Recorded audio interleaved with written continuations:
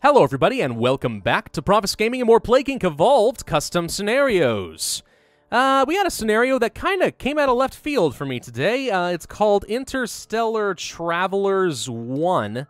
See if we can find it. There you are, Interstellar Travelers 1.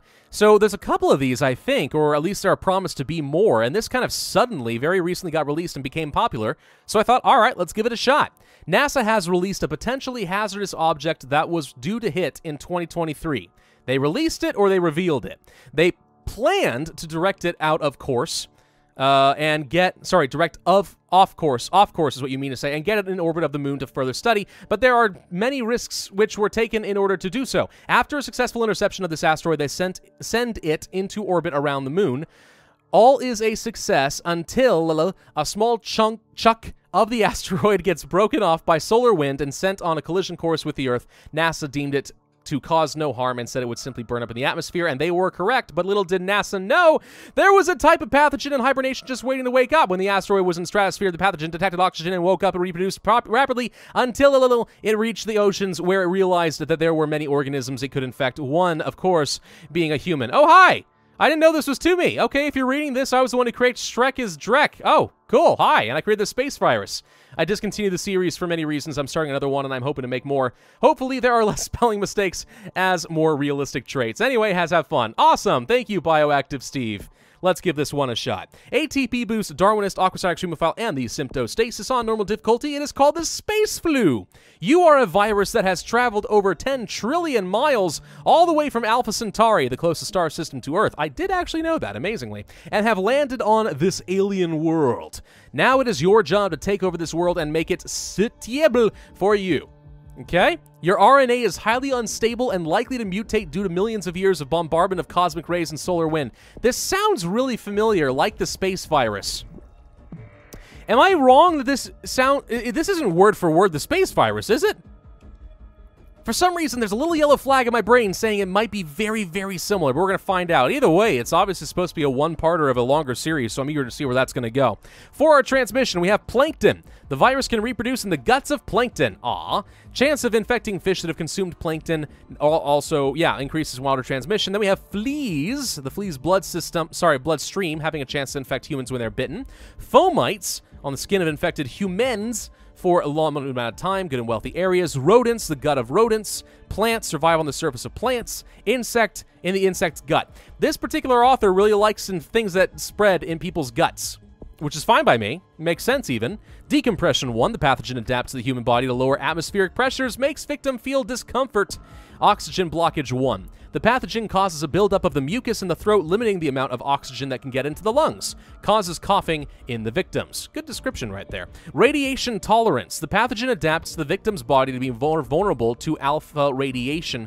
Causes a slight headache. So it reduces their tolerance, so it's more of a radiation intolerance? I don't know. Abilities. Corrosive protein wall. The pathogen creates a corrosive protein wall around itself, making it harder to cure. We have our heat resistance and our cold resistance and radiation tolerance again. The pathogen can withstand higher levels of radiation without fragmenting its DNA. Does that reduce mutation chance? Potentially, but there's 2 levels of radiation tolerance here. That's a little confusing. Fragmentable DNA. I thought we didn't want it to fragment. Do we want it to fragment? The DNA of this pathogen becomes really unstable and breaks loads. Massive mutation chance. Okay, I don't exactly know which one's best for us, but we're going to go for, where did we start off again? We started in Saudi Arabia. Okay, so we're going to go for probably fleas. Maybe 2 levels of that. Siphonaptera. The virus can now infect all flea-like organisms in order to boost infection. Maybe we'll go for insects instead. Good in the hot areas. Yeah, that makes sense. All right, we're going to go for that. Okay, so far I'm on board. This actually doesn't ring as much of a bell as I thought before, so it's definitely got some similar themology to the space virus. I don't even think themology is a word, but I like it. There's Insect 2, survive on the insect's legs. So yeah, it's got some similar themes, but it does appear to have been revamped a wee little bit. Let's go for some plankton for the water transmission, just to have that unlocked in case it becomes useful. We definitely have enough mutation chance, because I'm getting 2 already, and I've barely gotten around. So that's 2 levels of the oxygen blockage. This actually may become more of a hindrance than a help. We got to be careful about that. Rural areas or urban areas? I think I'd rather go for the fomites, so when we get into the wealthy countries and start infecting there very rapidly. So we'll do some of that. Once we get into Russia, I think that I want to go for some cold resistance. Decompressed oxygen. The pathogen adapts the human body to use only oxygen that has been decompressed. Can be lethal. Let's go ahead and do some radiation tolerance levels 1 and maybe 2, and reduce the levels of mutation, because I'm actually concerned that this could cause us to lose the scenario if we're not very careful. That amount of lethality is probably not a big deal, but let's go ahead and devolve it anyway to be safe. I just don't feel like taking any risks, you know? Last scenario, I had to restart a couple of times just for balance reasons, and I don't feel like redoing all of that. Transmission. We don't have any air transmission abilities here, so the air filters are going to be a bit of a pain.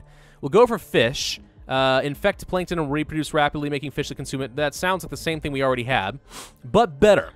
Make it again, but better. Yeah. Decompression came back anyway. Okay, hang on. There's this. Feels discomfort. Okay.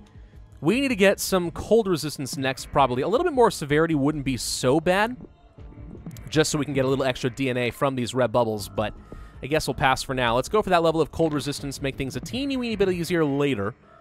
We haven't really gotten into Europe, which is surprising to me, but I do think preemptively getting either rodents or fomites would be a sensible thing to do.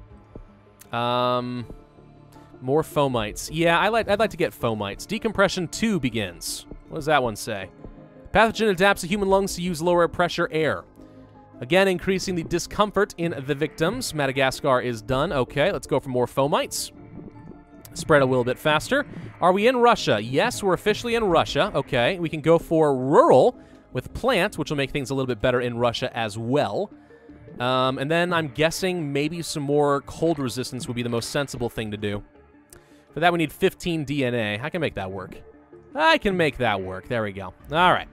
All right, this is actually a pretty reasonable spread so far. It's methodical. We're spreading, but not going crazy, you know? Let's go ahead and devolve this again, because I actually don't want lethality yet. Wouldn't mind getting some rodents for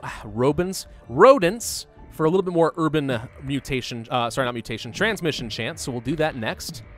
Then we have insects again. The virus can survive in the bloodstream of the insect, making them more likely to spread the disease good in hot areas. Yeah, or more fomites. Land transmission's pretty good. Water and land contamination. The virus can quickly spread from land to water and infect a wide range of species. Increases land and water transmission. We'll pick up both of those. Okay, that's pretty healthy. We should be able to get around to islands relatively quickly. Where did we suddenly get 52 DNA? Holy crud. All right, we're going to go for those. Radiation tolerance sounds good. I might pick up fragmentable DNA after I feel like we're in a good position.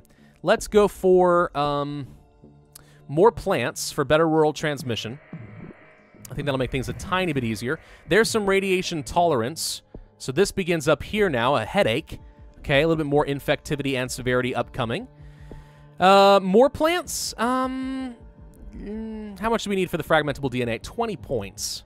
I think we can afford to do this. Let's go for even more rural transmission. Okay, we got into Iceland. I'm really trying to ramp things up in Russia the best I can. Shy of getting some heat transmission to go for even more environmental resistance. I don't think that's going to happen, though, so we'll just have to live with what we've got. Radiation tolerance level 2. Okay, that's pretty much as much symptoms as I can have before we start getting lethality, I think. We did get into Cuba. Good, so we're missing Greenland and, surprisingly, Poland. There's Greenland. Poland was the last? That ever happens. All right, let's go for the fragmentable DNA, and I'm going to devolve radiation tolerance levels 1 and 2 for maximum mutation chance. Okay, we have the decompressed oxygen. That leads to alpha radiation. The pathogen... You'd think that alpha radiation would actually be over here with the radiation tolerance, but okay. The pathogen causes the victim cells to release alpha particles that can affect human DNA. The cells release alpha particles, so we've each become radioactive. What do you know?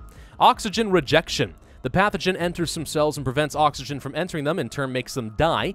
Causes victim skin to easily peel off. Gross. Radioactive oxygen. The pathogen changed the human body to need radioactive isotopes of oxygen as well as stable oxygen. Causes dizziness and can be lethal. Now, I'm no chemist in the sense that I'm not an expert in the periodic elements.